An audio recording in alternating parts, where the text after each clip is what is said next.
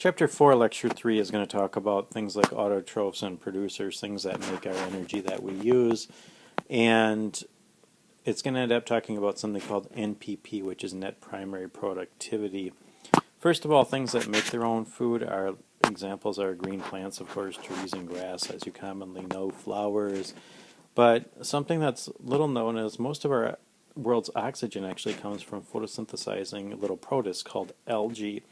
Off the coast of California, they've got a huge algae bloom, and that actually supplies a great majority of our oxygen. The big scare of that is that what would happen if oil tankers were to spill and wipe out that algae? It also happens to be the base of our food chain too. So they in California don't allow oil tankers to disrupt that and to travel in that area.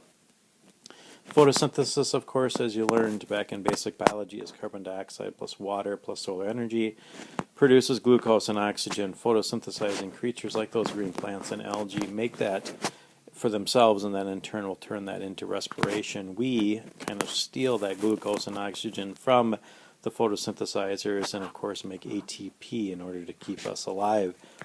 Chemosynthesis, another way of making energy. However, it is when things like bacteria convert simple compounds without light. A great example is on the bottom of the oceans, these hydrothermal vents. There's chemosynthetic bacteria that can actually make energy. Of course, the sunlight can't reach that far down. Consumers and heterotrophs. We are an example of a consumer. We cannot make our own energy. We need to get it from an outside source. We're also known as heterotrophs, feed on other organisms and their remains, which is kind of a scary thought. Basically, starting out with herbivores, of course, think about your dinosaur days when you studied that back in 3rd grade. Herbivores are things that are plant eaters only. Carnivores, of course, eat only meat. The big T-Rex would have been a great example of a carnivore. And omnivores are what we humans tend to be, where we eat both herbivores and carnivores. There's going to be a cycle that we talk about with things like food chains and food webs. What happens is once we eat that, of course, animals, there's a rabbit, for example, that eats grass, and that rabbit eventually is going to die, and it's going to be out in a field, and it's going to die, and things like scavengers are going to come and eat parts of it. Scavengers are things like crows around here and hawks out in the African savanna. Of course, it's things like hyenas that'll come along and eat partially decaying bodies. Things that are little known are that also break down and restore those nutrients back to the earth are things like detrivores. I'll show you a picture of this in a second, but detrivores are things like beetles and ants that are very active in breaking down that large stuff into smaller pieces that can then further be broken down by decomposers. The most common decomposers are bacteria and fungi. They're the ones that are going to break those larger components back down into their individual nutrients, which again completes our life cycle. Natural ecosystems, just keep this in mind, produce a little waste. Very, very efficient. Unfortunately, us humans mess that up a little bit. Here's a little chart that just shows that you can see the tree, which is a producer, gets its energy originating from the sun. In order to produce glucose and oxygen, it needs the sunlight, of course. It takes in carbon dioxide, as you can see right above that fox, and it releases oxygen. You can see a little micro food chain that's actually occurring here. The rabbit is going to eat the producer, which is the grass in this case, and then that's a primary consumer. The secondary consumer is going to be the fox that comes along and, of course, eats that rabbit. What happens is eventually the fox or the rabbit or even the grass, for example, will die, and then soil decomposers will come and break that down into its individual components. A little example of detrivores, you can see I mentioned before, they're called detritus feeders. They're the ones that are going to break big stuff, such as this log, into smaller stuff. And then what happens as time progresses, we get things like the mushroom, which is an example of a fungus. And what they're going to do is break it down into its individual components. Of course, bacteria would be involved in. Next is just the idea of aerobic versus anaerobic respiration. Keep in mind aerobic means using oxygen. We are aerobic respirating creatures. We take that glucose and oxygen, of course, that photosynthesizers produce for us, and we push out carbon dioxide. Think about it, we breathe out carbon dioxide, we breathe out water vapor, and we get energy in the form of ATP from this. Anaerobic creatures are those that can actually use a process called fermentation. They can actually break glucose down without oxygen. There's some significant advantages, of course, to anaerobic bacteria, for example. They can live in harsh environments that don't have oxygen. However, the bad point is they tend not to get a lot of energy out of what they break down. They produce oftentimes methane as a byproduct. This occurs in our body systems when we eat food, of course, in our intestines.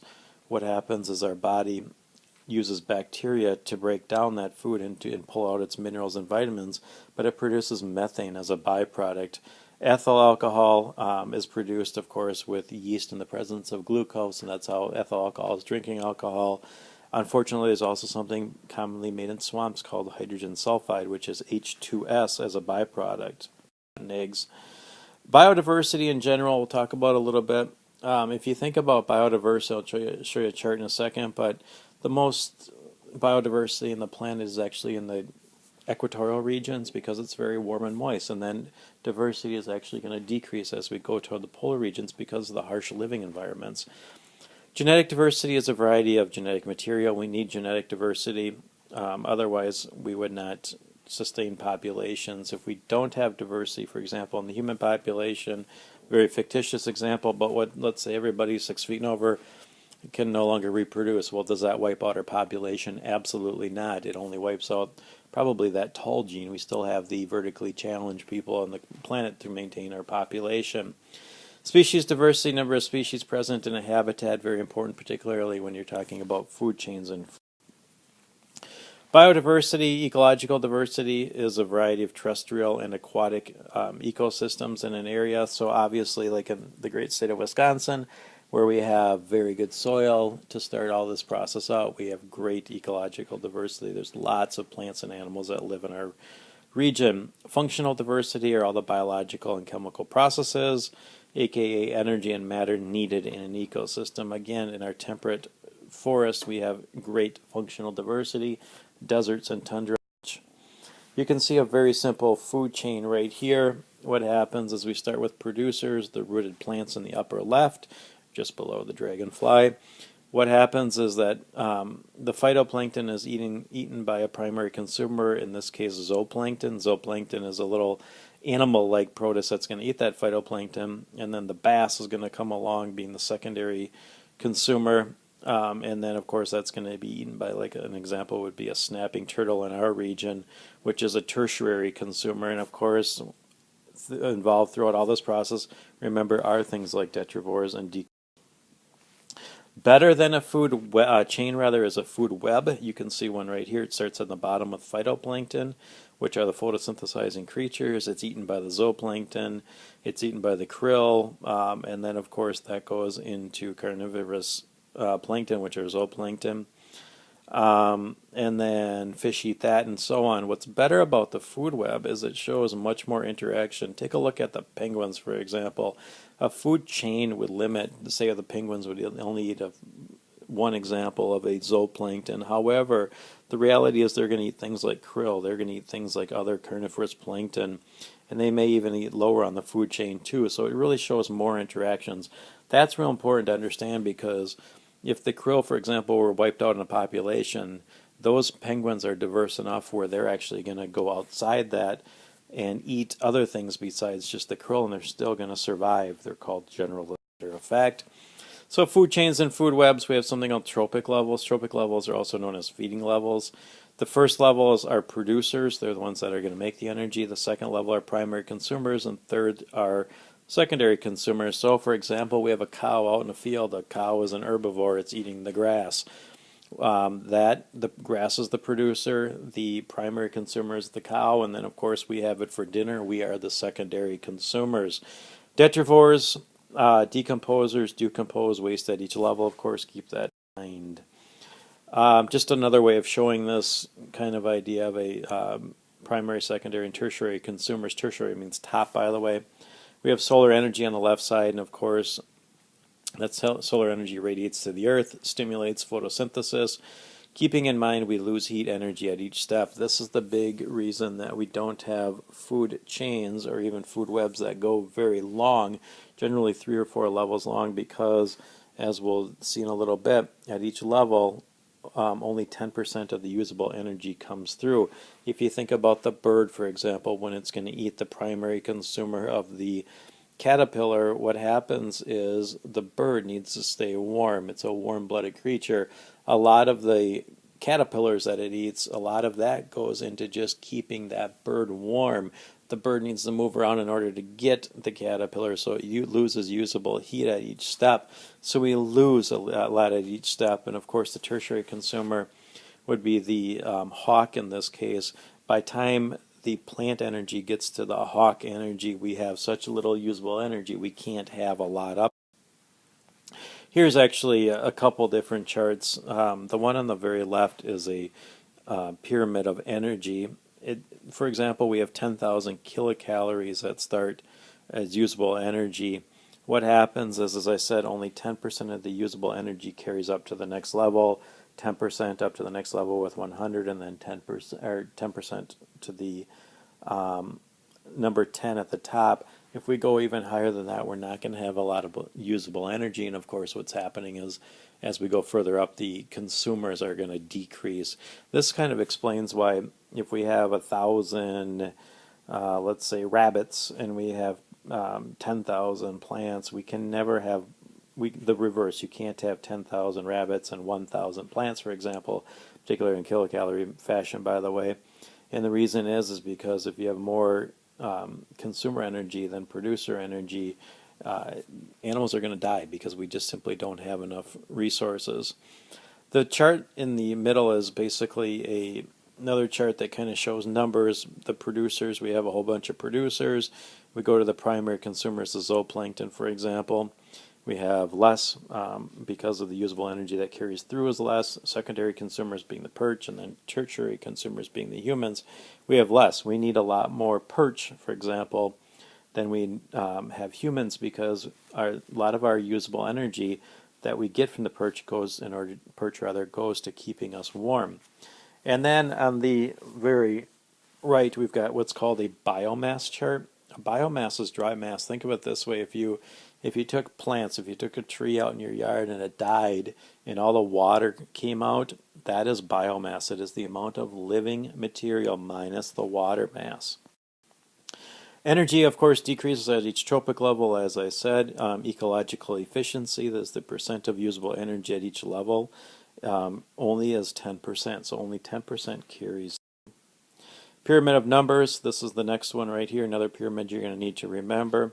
If we have 20,810 producers, we're going to have 3,368, for example, herbivores, 383 carnivores, and top carnivores are going to be 21, again, because usable energy drops stage.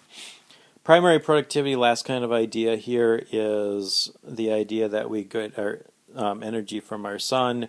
Plants, again, as I mentioned before, they're going to make glucose and oxygen simply so then they can turn around and use that glucose and oxygen in order to produce their own ATP so they can survive. The thing is, we as consumers steal some of that we actually steal their net.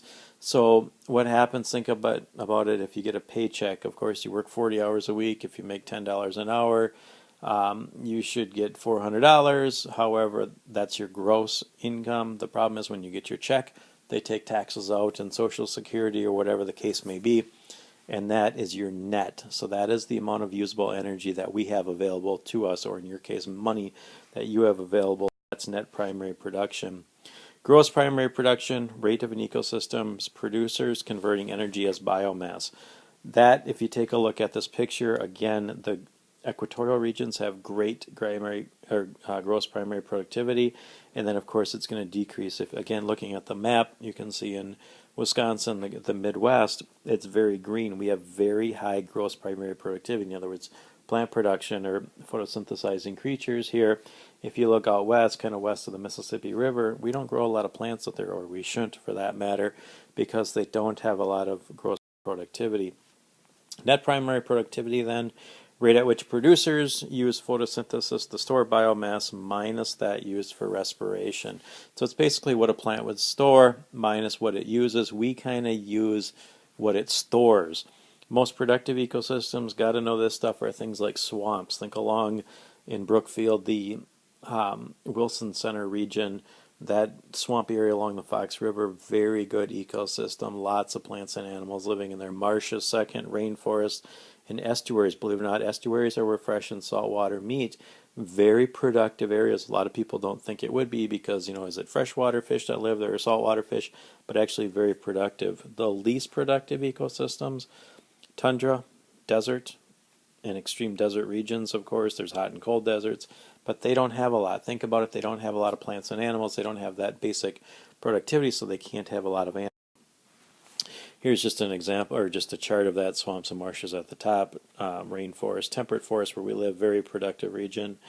Aquatic systems that are very productive ecosystems, lakes and streams around here are very.